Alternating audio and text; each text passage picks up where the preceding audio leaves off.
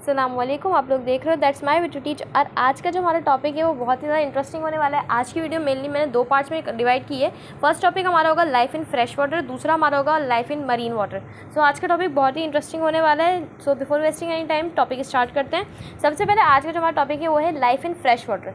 Fresh water को identify करने के लिए नॉर्मली क्या होता है, एक चीज़ होती है कि फ्रेश वाटर में जो है सॉल्ट की कंसनट्रेशन बहुत लो होती है, यानी कि फ्रेश वाटर का जो पानी होता है वो खारा नहीं होता, पीने के लायक होता है और मीठा होता है। सो आइडेंटिफाई कैसे करोगे आप फ्रेश वाटर को, कि इसमें जो सॉल्ट की कंसनट्रेशन होगी वो बहुत लो होगी। ओके, इसके बाद हम यहाँ पे आ जाते हैं फ्रेश वाटर की। यहाँ पे आपको लिखा हुआ नजर आ रहा होगा that the fresh water habitat occupies a small area of flora and fauna are very large. It can be further divided into two types. सबसे पहले रेशियो की बात करें, सो अर्थ पे फ्रेश वाटर का रेशियो कम से कम 3% है। इसमें तो 2% जो है पॉलिक रीजन में आ जाता है और 1% जो है वो मेल्टेड वाटर आ जाता है। ठीक है, लेकिन ये इतना इंपॉर्टेंट नहीं है। मेनली कहने का मतलब है सिर्फ 3% जो है पानी फ्रेश वाटर जो है पूरी अर्थ पे मौजूद है। अब यहाँ पे कह रहा है, कहा यहाँ पे लिखा हुआ है कि the fresh water habitat occupies a small area of flora and fauna are very large. Flora and fauna, यहाँ पे दो टर्मिनोलॉजीज यूज किए गए, फ्लोरा और फौना। मेनली फ्लोरा जो है वो कहते हैं प्लांट्स को, बॉटनिकली प्लांट्स को फ्लोरा कहते हैं, और फौना जो है जोलॉजिकली एनिमल्स को कहते हैं। यानी कि फ्लोरा का मतलब हो गया प्लांट्स, फौना का मतलब हो गया एनिमल्स। ठीक है, कंबाइनली फ्लोरा एंड फौना को कंबाइनली बायोटा भी कहते हैं। ठीक है, जहाँ बायोटा यूज हो यहाँ, यानी कि वहाँ पर दो टर्मिनोलॉजीज यूज हो रही है, प्लांट्स की बात भी हो रही है, एनिमल्स की बात भी हो रही है। यहाँ पर जैसे एरिया ऑफ के बाद बायोटा भी यूज हो सकता था, एरिया ऑफ के बाद प्लांट्स एंड एनिमल्स भी यूज हो सकता, और फ्लोरा एंड फौना भी यूज हो सकता था।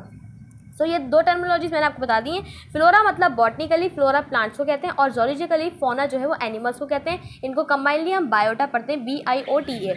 ओके, अब स्टार्ट करते हैं। तो यहाँ पे कहता है कि वैसे तो जो रेशियो है अर्थ का, ठीक है, वो ये नहीं कह रहे कि सारी क्रिएचर्स, यहाँ पे जो कह रहे हैं कि small area of flora and fauna are very large, यानी कि पूरी दुनिया में जो फ्रेश वाटर की क्वांटिटी है वैसे तो वो कम है, लेकिन उसमें क्रिएचर्स ज़्यादा है as compare to quantity of water. यानी कि वाटर वैसे तो यहाँ पे फ्रेश वाटर दुनिया में बहुत कम है, लेकिन इस फ्रेश वाटर में पानी की निस्बत क्रिएचर्स काफ़ी ज़्यादा हैं। और क्रिएचर्स कौन कौन से आते हैं उसमें, plants and animals, flora and fauna और बायोटा वगैरह। ओके, तो यहाँ पे जो है इसके बाद वाटर को डिवाइडेड किया गया दो टाइप्स में। The first one is standing water और second one is lentic water, sorry running water. अच्छा, स्टैंडिंग वाटर को लेंटिक वाटर भी कहते हैं और रनिंग वाटर को लॉटिक वाटर भी कहते हैं। सो जहाँ पर जो है लेंटिक का वर्ड यूज़ हो आप समझ जाना दैट स्टैंडिंग वाटर की बात हो रही है, और जहाँ लॉटिक का वर्ड यूज़ हो आप समझ जाना कि रनिंग वाटर की बात हो रही है। सबसे पहले लेंटिक यानी कि स्टैंडिंग वाटर की बात करें तो नाम से पता चल रहा है स्टैंडिंग मतलब ठहरा हुआ, रुका हुआ पानी। और रुका हुआ पानी ज़्यादातर किसका होता है, एग्जाम्पल यहाँ पे आ जाएगी पॉन्ड्स, लेक्स एंड स्वैम्प्स वगैरह की, यानी कि तालाब आ जाएंगे, झीलें आ जाएंगी और नदियाँ वगैरह आ जाएंगी। ओके, इसके बाद जो है आगे जाकर जो लेंटिक वाटर है, यानी कि यही स्टैंडिंग वाटर जो है वो आगे जाकर डिवाइड होता है 3 जोन्स में। फर्स्ट इसका आ जाता है प्रोफंडल जोन, तीसरा आता है लैम्टिक जोन, और दूसरा आता है लैम्टिक जोन, तीसरा आता है लिटरल जोन। ठीक है, सबसे पहले यहाँ पे हम देख लेते हैं, यहाँ पे एक और टर्मिनोलॉजी यूज़ होगी सबमर्ज्ड, इमर्ज्ड और टोटली सबमर्ज्ड यहाँ पे यूज़ हो रही है।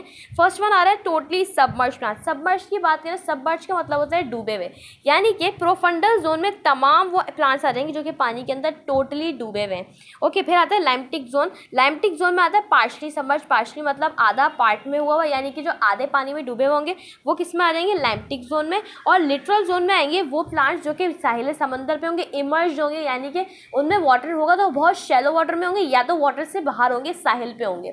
ओके, तो ये 3 चीज़ें पहले आप समझ लो, टोटली सबमर्ज्ड, पार्शली सबमर्ज्ड और इमर्ज्ड प्लांट्स। उसके बाद जैसे कहना होता है स्टैंडिंग वाटर की नॉर्मली 3 जोन से जो मैंने आपको बता दी।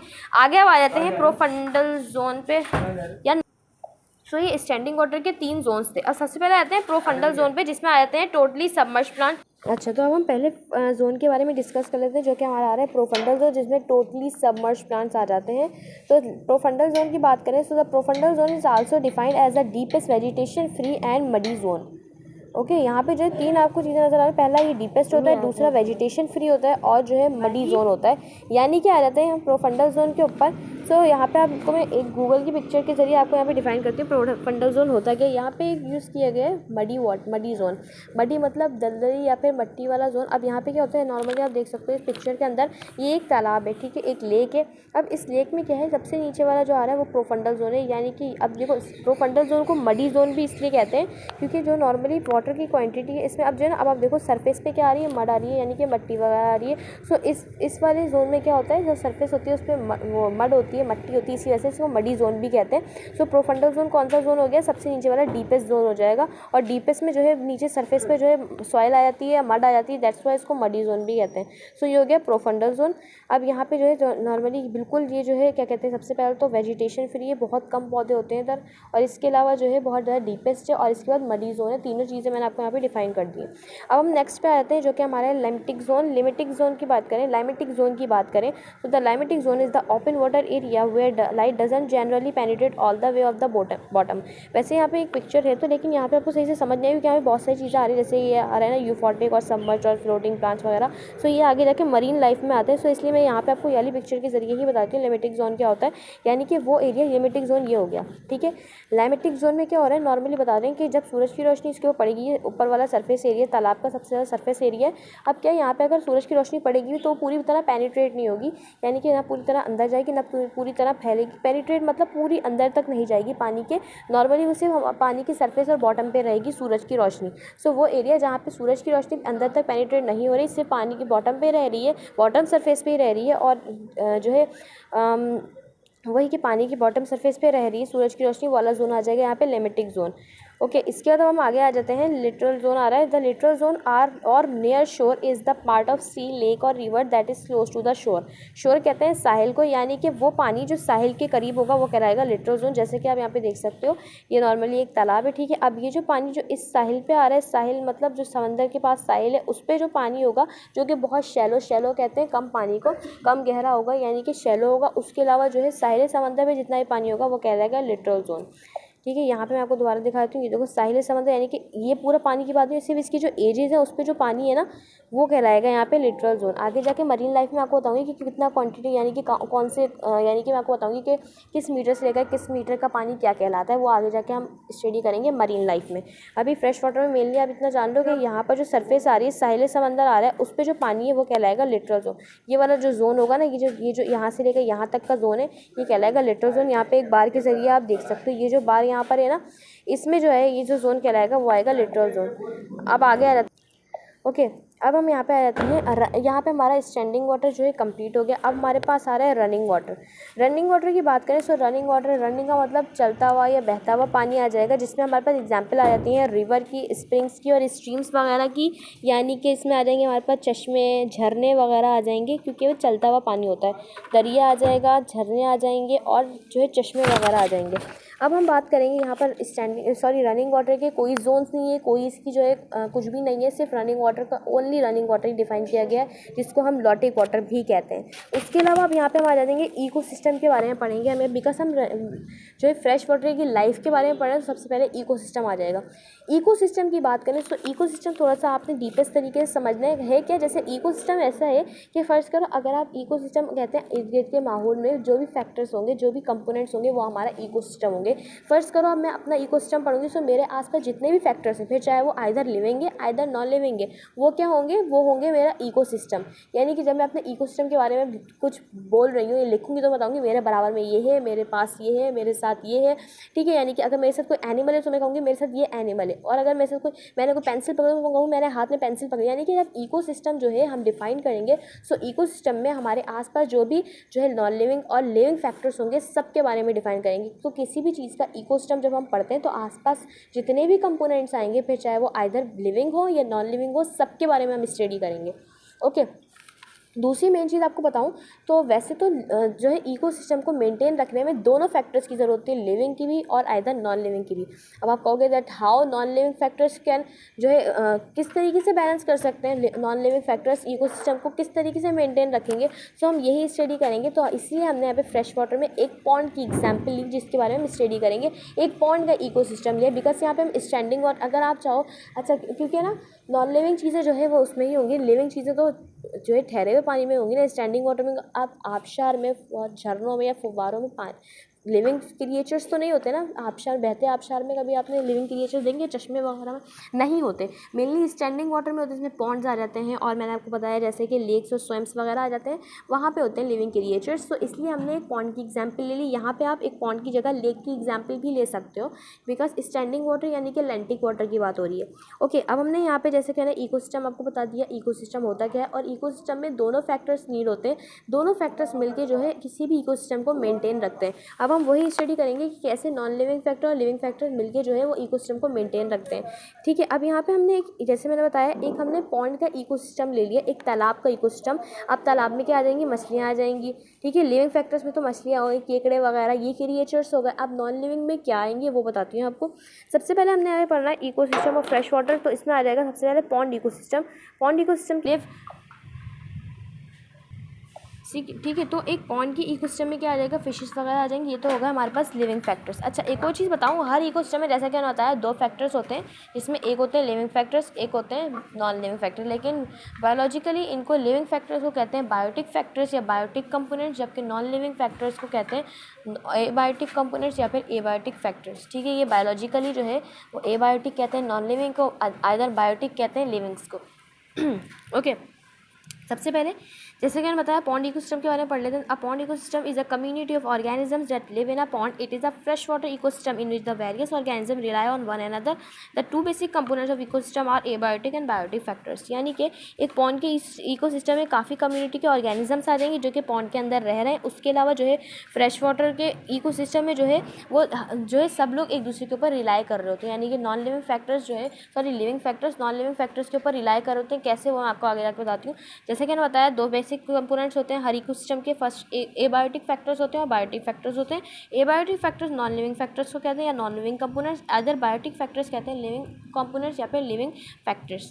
सबसे पहले एबायोटिक फैक्टर्स के बारे में पढ़ें तो कौन से एबायोटिक फैक्टर्स जो हैं जो पॉन्ड में पाए जाते हैं, यानी कि non living factors. The primary productivity of pond ecosystem depends upon various nutrients and nutrients play a major role in building a protoplasm. They include macronutrients like carbon, hydrogen, oxygen, potassium, magnesium and sulphur. They are necessary for the operation of ecosystem-wide microorganisms such as iron, manganese, copper, zinc, etc. are required to build the protoplasm. The pond is a balanced system of water and nutrients. The nutrients are mostly in solid state and enter in a pond from surrounding ground or streams.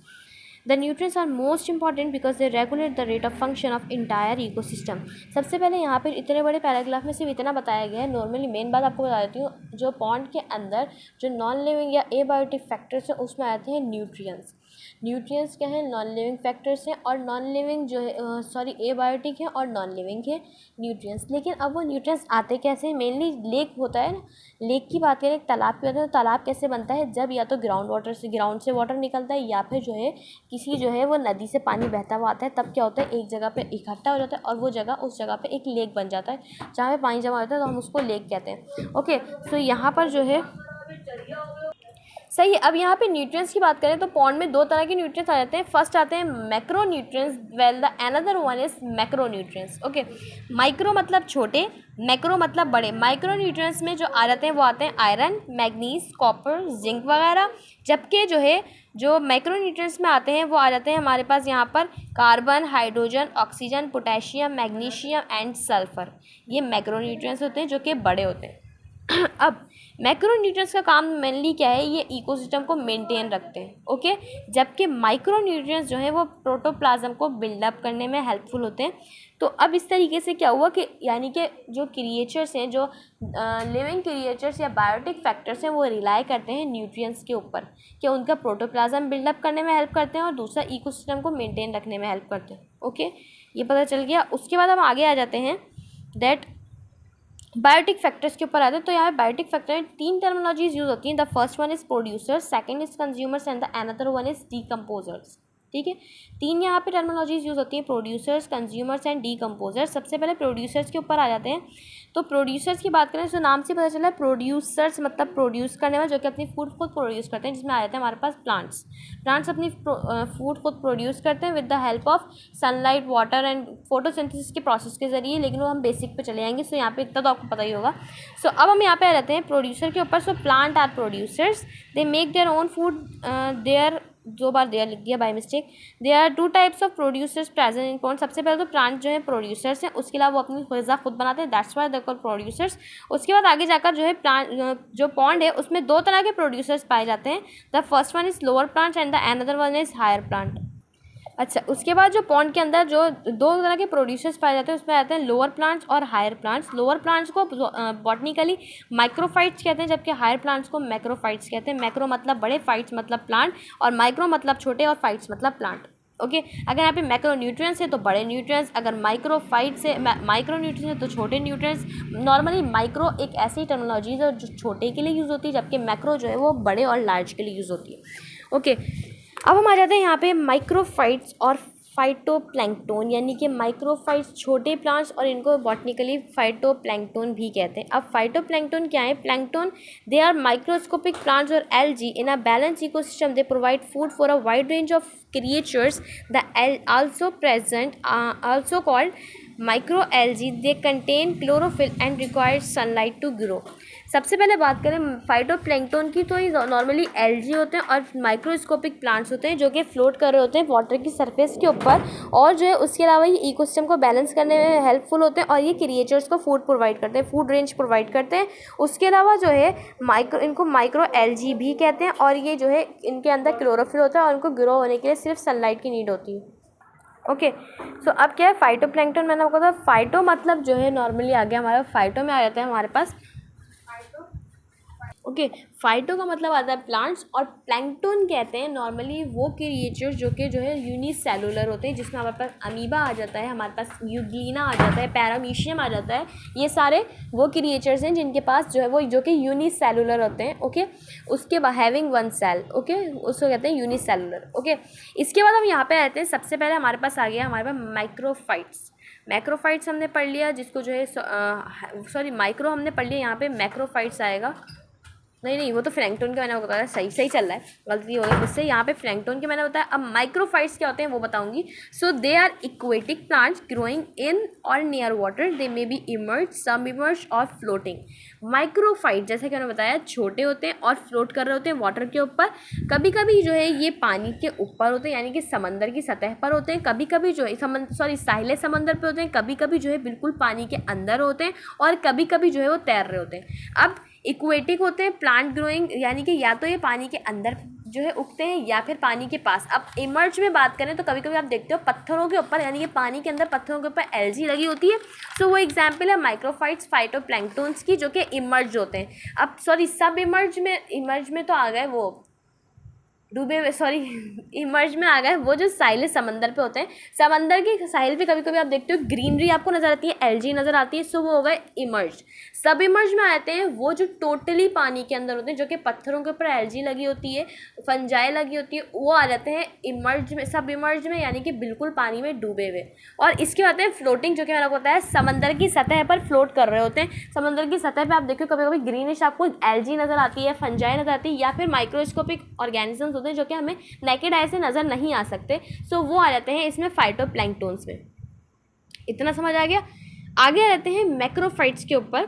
सो उम्मीद है मैं ज़्यादा तेज़ speed में नहीं चल रही होंगी, मैं और स्लो हो जाती हूँ थोड़ा सा। फिर हम आ जाते हैं माइक्रोफाइट्स के ऊपर। मैक्रोफाइट्स में आ जाते हैं, मैक्रोफाइट्स मतलब वो प्लांट्स जो कि बड़े होते हैं और हायर होते हैं। सो दे आर रूटेड और large floating plants which grow in shallow water. They include both type of hydroxide totally submerged such as water lily. यानी कि ये वो प्लांट्स होते हैं जो कि रूटेड होते हैं, जिनमें रूट्स होती हैं, बड़े होते हैं और बड़े फ्लोटिंग प्लांट्स होते हैं। ये उगते हैं शैलो वाटर में। शैलो मतलब वो पानी जो कम गहरा होता है, या फिर साहिल समंदर वगैरह पर। और इसके अंदर ये जो है टोटली सबमर्ज हो सकते हैं, या तो ये टोटली सबमर्ज भी हो सकते हैं, और ये शैलो वाटर में भी। ठीक है, टोटली सबमर्ज या तो बिल्कुल पानी में डूबे हुए होंगे, या तो फिर ये फ्लोटिंग होंगे। इसमें सबसे बड़ी एग्जाम्पल आती है water lily. As you can see water lily कमल का फूल साइज़ में बड़ा है, फ्लोटिंग फ्लावर है, रूटेड होते हैं नीचे से ज़्यादा, इसकी रूट्स बहुत छोटी छोटी टिनी रूट्स होती हैं इसकी, और इसके अलावा फ्लोटेड भी है, फ्लोटिंग भी कर रहा है पानी के ऊपर, उसके अलावा साइज़ में भी बड़ा है। सो इसकी सबसे बड़ी एग्जांपल मैक्रोफाइट्स की जो सबसे बड़ी एग्जांपल आती है वो आता है वाटर लिली। अब हम यहाँ पे आ जाते हैं कंज्यूमर्स के ऊपर। कंज्यूमर्स क्या होते हैं? ठीक है, कंज्यूमर्स की बात करें सो द कंज्यूमर्स में 3 टर्मिनोलॉजीज यूज होती हैं। द फर्स्ट वन इज, अभी हमने प्रोड्यूसर पढ़ा, अब इसकी दूसरी हम पढ़ रहे हैं टाइप कंज्यूमर। कंज्यूमर में 3 टर्मिनोलॉजीज यूज होती हैं, primary consumers, secondary consumers and the third one is tertiary consumer. Okay, सबसे पहले प्राइमरी कंज्यूमर्स पे आ जाए। So the primary consumers are herbivores which include smallest and other phytoplankton. The herbivore fishes and some young insects also belong to this class. अच्छा, अब यहाँ पे आते हैं सबसे हम पहले हम प्राइमरी कंज्यूमर्स पे। सो प्राइमरी कंज्यूमर्स जो है वो ठीक है, प्राइमरी कंज्यूमर्स जो है मेनली हर्बीवोर्स होते हैं, ज़्यादातर हर्बीवोर्स होते हैं, क्योंकि प्राइमरी कंज्यूमर्स में हमारे पास आ जाते हैं ज़्यादातर प्रोड्यूसर्स। प्राइमरी कंज्यूमर हमारे प्रोड्यूसर जो है हर्बीवोर्स होते हैं। उसके अलावा अच्छा एक और यहाँ पे 3 चीज़ें यूज़ की जाएंगी, 3 टर्मिनोलॉजीज यूज़ होंगी। First one is herbivores, carnivores and the third one is omnivores. वैसे तो यहाँ पे हर्बीवोर्स यूज़ होगा, लेकिन ये 3 चीज़ें आपको पता होनी चाहिए, ये जो है बेसिक चीज़ें हैं बायोलॉजी की। अब क्या है, सबसे पहले जो है हर्बीवोर्स की बात करें। सो हर्बीवोर्स, हर्ब से पता चल रहा है, हर्ब मतलब वो क्रिएचर्स जो कि सिर्फ घास खाते हैं, जैसे कि गॉट हो गया, काऊ हो गई, ये सिर्फ घास खाते हैं, तो ये आ जाते हैं हर्बीवोर्स में। अब आते हैं कार्निवोर्स। कार्निवोर्स वो क्रिएचर्स या वो एनिमल्स होते हैं जो सिर्फ और सिर्फ गोश्त खाते हैं, जस्ट लाइक जो हमारी हो गई कैट, जस्ट लाइक लाइन। फिर हमारा थर्ड वन आता है ओमनीवोर्स। ओमनीवोर्स की सबसे बड़ी एग्जांपल है ह्यूमन बींग्स, क्योंकि वो घास भी खाते हैं और तो और जो है वो गोश्त भी खाते हैं। सो वो क्रिएचर्स जो कि हर्बीवोर्स भी हैं और कार्निवोर्स भी हैं, उनको कंबाइनली हम ओमनीवोर्स कहते हैं, जिसकी सबसे बड़ी एग्जांपल आ जाती है ह्यूमन बींग्स यानी कि इंसान। सबसे पहले हम आते हैं प्राइमरी कंज्यूमर्स पे। जैसे कि मैंने बताया, प्राइमरी कंज्यूमर ज़्यादातर जो है हर्बीवोर्स होते हैं और जू प्लैंक्टन होते हैं। जू मतलब जो है एनिमल्स और प्लैंक्टन मतलब यूनिसेलुलर ऑर्गेनिजम्स आते हैं, just like amoeba, paramecium, Euglena वगैरह। और इसके अलावा जो है इसमें हर्बीवोर फिशेस भी आ जाती हैं और कुछ इंसेक्ट्स भी आते हैं, जैसे कि ग्रास हॉपर आ गया, लेडी बग आ गई या फिर कैटरपिलर वगैरह। अब हम आ जाते हैं सेकेंडरी कंज्यूमर पे। अच्छा, मैं आपको लास्ट में एक फिगर के जरिए समझाऊँ तब आपको ज़्यादा बेहतरीन समझ आएगा। अभी आप सिर्फ सुन लो, और ये अगर अपने पास लिखना चाहते हो सो अपने पास लिख भी सकते हो। दैट्स वाई मैं हमेशा वीडियो में आपको नोट्स दिखाती हूँ, ताकि आप इसको ईजिली कॉपी कर सको और आगे अगर प्रेजेंटेशन दे रहे हो तो आपको कोई प्रॉब्लम क्रिएट ना हो और आपके दिमाग में भी रहे। अब यहाँ पे जैसा कि मैंने बताया सेकेंडरी कंज्यूमर्स आ गए। So the secondary consumers feed upon primary consumers. एक चीज़ होती है, इसको कहते हैं फूड चेन। पहले मैं पूरा पढ़ लूँ फिर आपको समझाती हूँ फूड चेन क्या होती है। फिर आ जाता है tertiary consumers. So tertiary consumers are carnivores and they feed upon secondary consumers. Secondary consumers की बात करें, सेकेंडरी कंज्यूमर्स बोल ले आराम से बोल। इसी तरीके से टर्शरी कंज्यूमर्स जो होते हैं वो सेकेंडरी कंज्यूमर्स को खा के ज़िंदा रहते हैं। यहाँ पे आप देख सकते हो एक food chain. As you can see ये एक फूड चेन है। फूड चेन क्या होता है, वो चेन जो है चलती हुई आ रही है, एक फूड की चेन कैसे अब आ रही है, लिविंग ऑर्गेनिजम्स की एक चेन जिसके ज़रिए वो खाना खा रहे हैं और ज़िंदा रह रहे हैं, उसको हम कहते हैं फूड चेन। अब सबसे पहले यहाँ पे आ गया प्रोड्यूसर्स। ठीक है, प्रोड्यूसर्स में कौन आ गए, प्लांट्स आ गए, जैसे कि आपको पता है। फिर आ गए प्राइमरी कंज्यूमर्स में एक स्नेल की एग्जांपल ले ली, सेकेंडरी कंज्यूमर में एक बर्ड की एग्जांपल ले ली, और देन टर्शरी कंज्यूमर में एक ईगल की एग्जांपल ले ली। यानी कि एक प्राइमरी कंज्यूमर ने प्रोड्यूसर को खाया, सेकेंडरी कंज्यूमर ने प्राइमरी कंज्यूमर को खाया, जबकि टर्शरी कंज्यूमर ने जो है वो सेकेंडरी कंज्यूमर्स को खाया। यानी कि एक जो है पहले क्या किया, एक घोंगे ने एक पत्ते को खाया, फिर घोंगे को एक चिड़िया ने खाया, फिर चिड़िया को एक बाज ने खाया, और ये हो गई हमारी फूड चेन। अब जब बाज मर जाएगा तो आगे हमारे पास जो लास्ट टर्मिनोलॉजी आती है वो आती है decomposers. So bacteria and other organism that break down detritus into material that can be used by primary producers, thus returning the detritus to the ecosystem। यानी कि जब ये ईगल मर जाएगा तो क्या होगा, बैक्टीरिया और छोटे ऑर्गेनिजम्स आएंगे, इसकी बॉडी को, इसकी डेड बॉडी को बहुत से पीसीज में ब्रेक डाउन करेंगे, दैन फिर ये सॉइल के अंदर मिक्सअप हो जाएगा और फर्टिलाइजेशन में हेल्प करेगा, जो है फर्टिलिटी बढ़ाएगा ज़मीन की। और फिर क्या होगा, दोबारा प्रोड्यूसर्स इसी फर्टिलिटी के ज़रिए दोबारा प्रोड्यूसर्स जो है वो जो है अपनी फूड प्रोड्यूस करेंगे, फिर दोबारा एक नए जो है प्लांट्स निकलेंगे, फिर दोबारा वही चलेगी फूड चेन, वही एक घोंगा या एक कीड़ा आके खाएगा इसको, फिर इस कीड़े को कोई और चीज़ खाएगी। इस तरीके से चल के फूड चेन चलती रहती है। एक सी की पॉन्ड की एग्जाम्पल हमने दी, तो जब मछली मर जाती है तो क्या होगा, उसकी जो डेड बॉडी है वो सतह पे चली जाएगी। सतह पे जो है जाने के बाद क्या होगा, माइक्रो ऑर्गेनिजम्स और जो है बैक्टीरिया वगैरह आएंगे, उसकी बॉडी को स्मॉल पीसेस में ब्रेक डाउन करेंगे, देन वो सॉइल के अंदर मिक्स हो जाएगी, मड में मिक्स हो जाएगी, क्योंकि मडी जोन आ जाएगा आखिर में, तो मड में मिक्स हो जाएगी एंड देन वो सॉइल की फर्टिलिटी में हेल्प करेगी। प्रोड्यूसर दोबारा उसके ज़रिए जो है अपना फूड प्रोड्यूस करेंगे, दोबारा फिर नए प्लांट्स ग्रो होंगे, फिर उन प्लांट्स को कोई और जो है क्रिएचर खाएगा, फिर उस क्रिएचर को कोई और क्रिएचर। कहने का मतलब मेनली ये है कि प्राइमरी कंज्यूमर जो है एक, अच्छा जैसे कि मैं बताता पहले ही मैंने बताया था कि जो है सब एक दूसरे को पे रिलाई करते हैं। सिर्फ ये एक पॉन्ड की इकोसिस्टम की बात नहीं हो रही, एक जनरली एक आम इकोसिस्टम की बात भी करें तो उसमें भी सब एक दूसरे के ऊपर रिलाई करते हैं। यानी कि टर्शरी सेकेंडरी को खा के ज़िंदा रहते हैं, सेकेंडरी प्राइमरी को खा के ज़िंदा रहते हैं, प्राइमरी प्रोड्यूसर्स को खा के ज़िंदा रहते हैं। यहाँ पे हमारी वीडियो हो गई एंड होप है आपको वीडियो पसंद आई होगी। अगर आप, मैं एक दिन में इसका पार्ट 2 भी अपलोड कर दूँगी इंशाल्लाह। उसके अलावा अगर आप कोई भी टॉपिक समझना चाहते हो बायोलॉजी के लिहाज से, जोलॉजी तो नहीं, मुझे जोलॉजी जहर लगता है, कभी कभी कुछ टॉपिक्स अच्छे लगते हैं वो मैं अपलोड कर देती हूँ। बाकी अगर बॉटनी के लिहाज से कोई अगर पूछना चाहते हो या फिर ज्योग्राफी के लिहाज से भी अगर आप पूछना चाहते हो, कोई जो है अर्थ के लिहाज से, या फिर जो है आप इसी तरीके से अगर कोई ज्योग्राफी के लिहाज से भी अगर आप कोई टॉपिक समझना चाहते हो तो आप मुझे फीडबैक कर सकते हो, कॉमेंट कर सकते हो। Then I will try my best. Video अच्छी लगी सब्सक्राइब करना, लाइक करना, शेयर करना और बेल आइकन पर ज़रूर क्लिक करें ताकि मेरी आने वाली इन्फॉर्मेटिव वीडियो सबसे पहले आपके पास है। जब तक के लिए अस्सलाम वालेकुम।